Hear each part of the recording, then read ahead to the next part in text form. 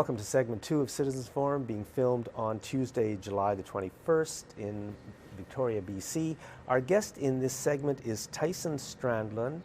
Tyson is the Communist Party candidate in the riding of Esquimalt-Sooke-Saanich. Esquimalt-Sooke-Saanich.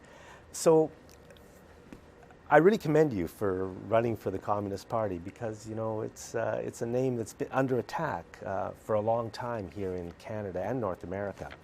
So why would people vote for the Communist Party? Well, I don't think you need to look around very far to recognize that capitalism is ultimately in crisis. And right here in Canada, we have a couple of crises that are coming as a result of capitalism, both the economic crisis and the environmental crisis. The Harper Conservatives, of course, have been hugely supportive of the oil industry, and as a result, Canada's environmental and record with our Indigenous as well have suffered horribly. So the Communist Party offers real fundamental change that can actually provide solutions to these problems. Did you want to talk a little bit about where the word communist comes from? Sure, yeah. sure. Communist, we have the aspect of community in the beginning. Right. And really that's what it's about. It's about communal ownership of the means of production, meaning major resources and sources of income, you know, our exports and major industries. Yeah. And as for me, I can go a long way in that direction. I mean, I'd like to see more public control of the banks and I mean public control, you know, the real public. Which way do we want the economy and the country to be going? Our left-wing party in Canada is the NDP, although they're not really that far left anymore. But how is the Communist Party different from the NDP? Well, the NDP relies on market solutions in order to enact their changes. And market solutions are, in fact, market is the problem. Market has caused the environmental destruction and most of the problems we have here in Canada, the economic situation. People want real alternatives. And the Communist Party would invest a lot of money into the creation of jobs, into infrastructure, into public health, into education, in order to stimulate the economy and produce those jobs. And can I ask you about the Bank of Canada? Are you familiar with that question at all?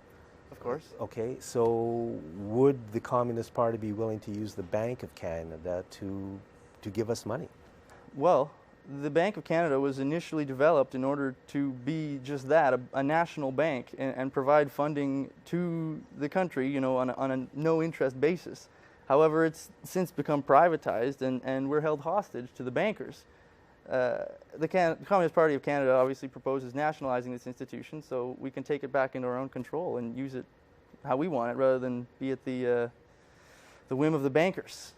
And it's worth noting that because we don't use the Bank of Canada and instead have borrowed from the private banks over the last 30 years, it's cost us well over $1 trillion in interest that we Canadians have paid to the owners of our debt when we could have cut that in half or cut it in 3/4 by just using the Bank of Canada. And the control of the corporate sector is so powerful that even using the Bank of Canada is never allowed to be mentioned by the politicians or the media, except for the Communist Party. And thank you so much for saying it. And there's a few other parties, too, that will talk about the Bank of Canada. If you were going to summarize the Communist Party's positions in a single statement, how would you do it? Well, it's really quite a simple message. We promote people's needs over corporate greed. And I think really with that aspect, that perspective, we can tackle all the problems of Canadians that most Canadians want to see dealt with. The Communist Party, because of what happened in the Soviet Union, has been given a bad name, I'll say. But I'm sure that's not the kind of Communist Party that you're talking about. So is it a communist democratic party? Right. But if it's democratic and people don't want communism, how do you deal with that? If they want a little move towards maybe, I mean, you know, communism is it fully, like if I had a pizza operation, a small store, a small restaurant, am I in the private sector or am I in the communal public sector. Right. Well, this is an interesting debate to have because the class analysis in Canada is a lot more complex than it would have been in Russia during the Soviet Union. Of course, there's a couple sort of questions you asked there. Regarding Russia, while I'm a history student and I do love the subject, I'm here to talk about Canadian politics today Sure. rather than Okay. Russian history. Yeah. But as for, sorry, what was the other thing? Let's just move on. Sorry about that. No, that's fine. It's just that it's an unfortunate fact that the media has been so down on communism that most Canadian, you're going to have to build it up, which is good. It's true, and it's no coincidence that many of the major media stations are owned by people who obviously don't have an interest in communism. Exactly. What do you think of strategic voting as a tool to unseat Harper? A lot of people are pushing the idea of strategic voting. Well, certainly, as a small party, lots of people wonder why they would risk wasting their vote on the Communist Party at all. However, we're trying to build a much broader movement, and again, it's about fundamental change, and if we split our votes and end up just voting for the NDP or the Liberals or whatever, we can't really say that we're defeating the Harper agenda, because the Harper agenda goes much deeper than the Conservatives as a political party. It's about the corporations and big business in Canada, and that's not something that can be changed simply by electing another pro-capitalist party. Yeah, and unfortunately, I agree with you. I really think that if Canadians really want to see change, I don't think either the NDP federally or the Liberals federally are going to do it.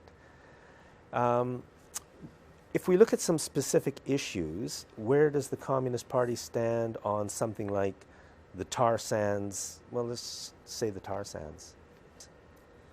Well, as you may know, Canada is among the only nations of the top oil-producing nations in the world not to have a nationalized energy program.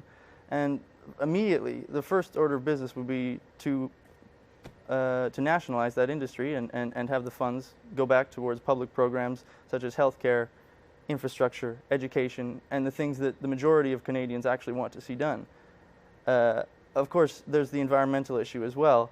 And by taking control of these industries, we can begin to shift away from fossil fuels and towards clean, green energy. And in the process, we'll make huge jobs. There's a huge amount of outfitting, re-outfitting that is to be done in Canada's economy in terms of green energy. So you would nationalize some of the oil companies? Sounds like a good idea to me. Yes, and then average Canadians would see that money go back to pay for the things that normally they have to pay with their own taxes. And you say we're the only major... Of the top 10 producers of oil in the world, Canada is the only one not to have a national oil industry, yes. How about the Americans, who have recently become a top producer, amazingly enough? Even America, yes, has their own industry. Okay. Minimum wage. The Communist Party proposes an instant raise of the minimum wage to no less than $20. This may sound significant to some, but the fact is that over the past 40 years, workers' real wages have been stagnant, while the fact is that the amount of product they are able to produce has increased by at least 25%. Now, we're not seeing 25% more income taken home to our pockets, and this isn't good for the economy. This isn't sustainable, frankly. So it's time, yes, to raise the minimum wage. Okay, to $20. $20. Okay, so, I mean, I'm not necessarily, I think $20 is, you're getting up to a living wage, and everybody should have a living wage. Precisely. So, but let's say I'm the owner of the small pizza restaurant, and I can't afford to pay $20 an hour. So you can look at my books and you can say, yeah, you've got 4 staff people and you're making this much profit. If the minimum wage went up to $20 tomorrow, you'd be out of business. Would a communist government be willing to subsidize small businesses in order to allow them to stay in business? Well, of course, you have to look differently at the small businesses than we look at the big corporations. Obviously, big corporations have a lot more leverage and income behind them and able to pay workers differently. Of course, small business should be supported as well, but generally we're trying to nationalize everything in order to make everyone be able to have a living wage. Okay. Taxation. Taxation, yes, we absolutely support substantial increases in taxes on Canada's richest, and particularly the corporations. And this is what we would use to fund much of the public sector jobs we'll be creating, as well as healthcare and infrastructure and education and all those things I've mentioned. Yeah. And of course, raising taxes on Canada's richest people and biggest corporations, that's the way it used to be under Liberal governments and Conservative governments. Our tax system used to take from the rich and give to the poor. Now it's kind of changed. Last thing, your personal background, you're a student, and what does the Communist Party of Canada have to offer students? Well, as most students can tell you in this day and age, we're all in debt. We're all in debt, yeah. And it doesn't look so good. Not only are we in debt, but there's not jobs waiting for us at the end as there once was. And frankly, I think the government should be responsible for that. They are responsible. That's the plan for Canada. Precisely. Yeah. So instantly, we would want to wipe all student debt and forgive all student loans and provide free and universal education.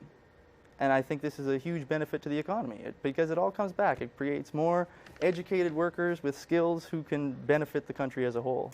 Tyson, thank you very much. And for those of you who are interested, please consider voting for the Communist Party of Canada. Thank you. Thank you.